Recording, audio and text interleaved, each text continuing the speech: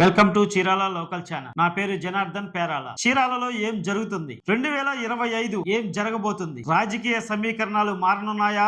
సంక్రాంతి పండుగ అనంతరం బడా నాయకుల వలసల ప్రక్రియ ప్రారంభం కానుందా? ఎవరు ఏ పార్టీలో ఉంటారు? ఇదే చర్చ. చీరాల నియోజకవర్గంలో ఎక్కడ చూసినా ఇదే చర్చ. నియోజకవర్గంపై పట్టు కోల్పోతామేమోనన్న భయమో, లేక నియోజకవర్గాన్ని తమ గుప్పెట్లో పెట్టుకొని చక్రం తిప్పాలన్న ఆలోచన, ఏది ఏమైనప్పటికీ ఆ నేతలు పార్టీ మారతారన్న ప్రచారం మాత్రం నియోజకవర్గం మొత్తం గుప్పుమంటుంది. చీరాల నియోజకవర్గంలో ఇద్దరు బలమైన నాయకులని చెప్పవచ్చు. వారే మాజీ ఎమ్మెల్యేలు డాక్టర్ పాలెటి రామారావు, ఆమంచి కృష్ణమోహన్. డాక్టర్ పాలెటి రామారావు 1994వ సంవత్సరంలో తెలుగుదేశం పార్టీ తరపున మొట్టమొదటిసారిగా చీరాల్లో పోటీ చేసి దివంగత కొణిజేటి రోసియపై గెలుపొందారు. అప్పటి ముఖ్యమంత్రి నందమూరి తారక రామారావు మంత్రివర్గంలో కొద్ది నెలల పాటు మంత్రిగా పనిచేశారు. మరలా 1999లో జరిగిన అసెంబ్లీ ఎన్నికల్లో చీరాల అసెంబ్లీ నుండి గెలిచి తన సత్తా చాటుకున్నారు. 2 పర్యాయాలు ఎమ్మెల్యేగా గెలిచిన పాలెటి రామారావు నియోజకవర్గంపై గట్టి పట్టు సాధించారు. అప్పట్లో కారంచేడు, చిలకలూరిపేట వెళ్లేందుకు పలు ఇబ్బందులు ఎదుర్కొంటున్న ప్రజల సమస్యలను గుర్తించి చీరాల బస్టాండ్ దగ్గర నుండి కారంచేడు గేటు వరకు ఫ్లైఓవర్ నిర్మించి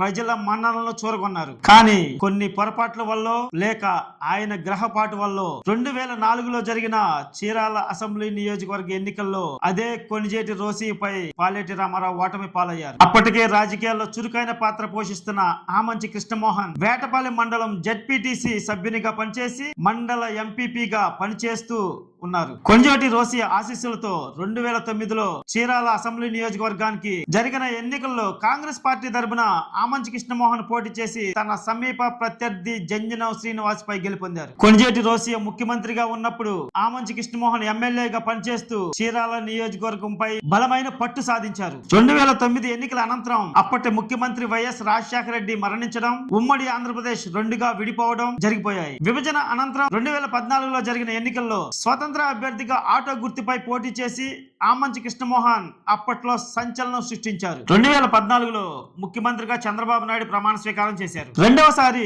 ఇండిపెండెంట్ అభ్యర్థిగా గెలుపొందిన ఆమంచి కృష్ణమోహన్ చీరాల ప్రజల రుణం ఎలాగైనా తీర్చుకోవాలని టీడీపీ పార్టీలో చేరారు. టీడీపీలో చేరిన ఆమంచి కృష్ణమోహన్ చీరాలను అభివృద్ధి పదంలో నడిపిస్తూ రాష్ట్రంలోనే ద బెస్ట్ టౌన్ చీరాల అనే విధంగా తీర్చిదిద్దారు. ఈ రోజున చీరాల పర్యాటక రంగంలో దూసుకు వెళ్తుందంటే అది కృష్ణమోహన్ కృషే అని చీరాల ప్రజలు బాహాటంగానే చెబుతున్నారు. అంతేకాదు ఎంతో మంది తమ పొలాలు అమ్ముకొని కోటీశ్వరులు అయినా ఈ రోజున సముద్రం ఒడ్డున ఎన్నో రిసార్ట్స్ కట్టి లక్షలు సంపాదిస్తున్న కృష్ణమోహన్ చేసిన అభివృద్ధే కారణమని చెబుతుంటారు. 2014లో ఇండిపెండెంట్ గా గెలిచిన కృష్ణమోహన్ చీరాలను శాసించారని చెప్పవచ్చు. నేనే రాజు నేనే మంత్రి అన్న ధోరణిలో పాలన కొనసాగించారని కొందరి అభియోగం. 2019 అసెంబ్లీ ఎన్నికలు సమీపిస్తున్న సమయంలో రాజకీయ సమీకరణాలు మారడంతో ఆమంచి కృష్ణమోహన్ వైసీపీ తీర్థం పుచ్చుకున్నారు. చీరాల నియోజకవర్గంలో ఆమంచి బలంగా ఉండటంతో ఆయనపై పోటీ చేసేందుకు ఎవరు సముఖత వ్యక్తం చేయలేదు. ఆ సమయంలో చీరాలలో కొందరు నాయకులు కర్ణం బలరామకృష్ణమూర్తిని చీరాలలో పోటీ చేసేందుకు ఒప్పించారు. ప్రకాశం జిల్లాలోనే బలమైన నాయకులు ప్రకాశం టైగర్ అని ఆయన అభిమానులు పిలుచుకునే కర్ణం బలరామకృష్ణమూర్తి 2019లో చీరాలలో పోటీ చేసి ఆమంచి కృష్ణమోహన్ పై గెలుపొందారు. టీడీపీలో గెలుపొందిన కర్ణం బలరామకృష్ణమూర్తి కొన్ని కారణాల వల్ల వైసీపీకి మద్దతు పలికారు. బలరాం వైసీపీకి మద్దతు తెలపడంతో పాటు ఆయన తనయుడు కర్ణం వెంకటేష్ బాబుకు వైసీపీ చీరాల నియోజకవర్గ ఇన్ఛార్జ్ పదవి తెచ్చుకున్నారు. చీరాల్లో టీడీపీకి బలమైన నాయకుడు కరువయ్యారు. ఈ సమయంలో టీడీపీ పార్టీ అధిష్టానం పునరాలోచించి ఎంఎం కొండయ్యను ఇన్ఛార్జ్ గా ప్రకటించింది. ఇక్కడ ఒక విషయం ఏమిటంటే చీరాల నియోజకవర్గం బీసీలకు కంచుకోట. 2 లక్షల పైచిలకు ఓట్లున్న చీరాల నియోజకవర్గంలో 1,00,000కు పైగా బీసీల ఓట్లున్నాయి. అందుకే టీడీపీ పార్టీ తెలివిగా ఆలోచించి బీసీ సామాజిక వర్గానికి చెందిన కొండయ్యను ఇక్కడ ఇన్ఛార్జిగా నియమించింది. పర్చూరు నియోజకవర్గం వైసీపీ ఇన్ఛార్జిగా ఉన్న ఆమంచి కృష్ణమోహన్ చీరాల నియోజకవర్గంలోనే పోటీ చేసేందుకు పార్టీపై ఒత్తిడి తెచ్చారు. అయినప్పటికీ వైసీపీ అధిష్టానం ససేమేరా అనడంతో చేసేదేమీ లేక ఆమంచి కృష్ణమోహన్ కాంగ్రెస్ పార్టీలో చేరిపోయారు. 2019 ఎన్నికల్లో కర్ణం బలరామకృష్ణమూర్తి గెలిచి వైసీపీకి మద్దతు ఇచ్చినప్పటికీ చీరాల నియోజకవర్గాన్ని పెద్దగా అభివృద్ధి చేసిందేమీ లేదని ఇప్పటికీ చీరాల ప్రజలు చాటుమాటుగా మాట్లాడుతూనే ఉంటారు. దీంతో పాటు బలరాం పిఏ పై కూడా పలు ఆరోపణలు ఉన్నాయి. ఆమంచి కృష్ణమోహన్ పై పలు భిన్నాభిప్రాయాలు ఉన్నాయి. 2024లో జరిగిన అసెంబ్లీ ఎన్నికల్లో చీరాలలో 3 అభ్యర్థులు పోటీలో నిలిచారు. కాంగ్రెస్ పార్టీ నుండి ఆమంచి కృష్ణమోహన్, వైఎస్ఆర్ కాంగ్రెస్ పార్టీ నుండి కర్ణం వెంకటేష్ బాబు, తెలుగుదేశం పార్టీ తరపున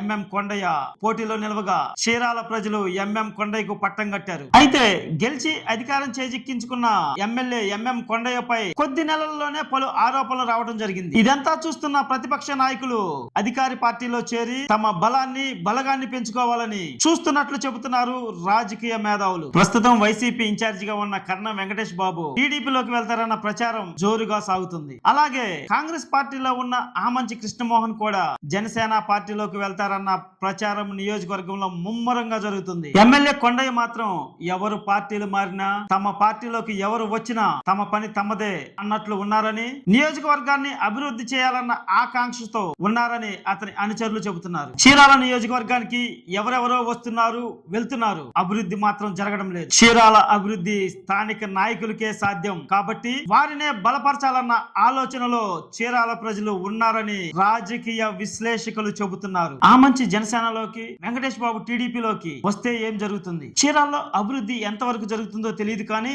రాజకీయంగా మాత్రం గందరగోళ పరిస్థితులు ఏర్పడతాయి. బలమైన నాయకులు అధికారం ఉన్న పార్టీలో చేరితే నియోజకవర్గం మీద ఆధిపత్యం కోసం కుమ్ములాటలు జరుగుతాయని రాజకీయ విశ్లేషకులు అభిప్రాయపడుతున్నారు. ఆ కుమ్ములాటల మూలంగా చీరాల అభివృద్ధి సాధ్యమవుతుందా? కష్టమే అని మేధావి వర్గం చెబుతున్నారు. ఎందుకంటే ఆధిపత్యం కోసం ఒకరితో ఒకరు పోటీ పడుతుంటే అభివృద్ధి గురించి ఎవరు ఆలోచిస్తారు? బలమైన నేతలు పార్టీ మారడం మూలంగా ఆల్రెడీ టీడీపీలో బలంగా ఉన్న నాయకులకే కాదు చీరాల ప్రజలకు శాపంగా మారవచ్చు అని కూడా అభిప్రాయపడుతున్నారు. ఈ పరిస్థితుల్లో చీరాలకు ఎంతవరకు మంచి జరుగుతుంది? కాలమే నిర్ణయించాలి. ఏమి జరుగుతుందో వేచి చూద్దాం. మరిన్ని విశ్లేషణ కోసం చూస్తూనే ఉండండి చీరాల లోకల్ ఛానల్. నా చీరాల, మన చీరాల.